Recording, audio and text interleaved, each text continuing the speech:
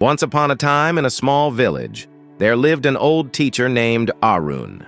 He was wise, kind, and respected by everyone. People from nearby towns would come just to listen to his words. One day, a young man named Rohan came to visit Arun. He was frustrated with life. "I have a good job, I earn well, and I have everything I ever dreamed of," Rohan said. "But I still feel empty inside. Something is missing and I don't know what." Arun smiled gently. "Come with me," he said. He led Rohan into a small room where there was a table with a large empty glass jar on it. Next to the jar were some large stones, a bowl of small pebbles, a jar of sand, and a jug of water. Arun said, "Let me show you something." He began by placing the big stones into the jar one by one until no more could fit. Then he asked, "Is the jar full?" "Yes," Rohan replied. Arun smiled, picked up the bowl of pebbles, and gently poured them in. They trickled into the spaces between the big stones. "Now, is it full?" "Probably," Rohan said. Next, Arun took the sand and poured it into the jar. The fine grains slipped into every small gap left. "Now?" he asked again. Rohan laughed. "Yes, now it's definitely full." But Arun wasn't done. He picked up the jug of water and slowly poured it in. The water seeped through the sand and filled the jar to the very top. Rohan looked amazed. "What does this mean?" Arun said. "This jar is your life.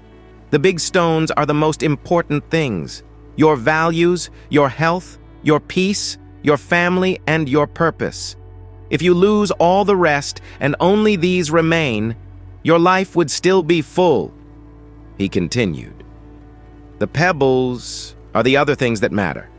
Your job, house, and hobbies. And the sand represents the small stuff. Arguments, status, distractions. If you fill the jar with sand first, there won't be space for the stones or pebbles." Rohan nodded slowly, the message sinking in.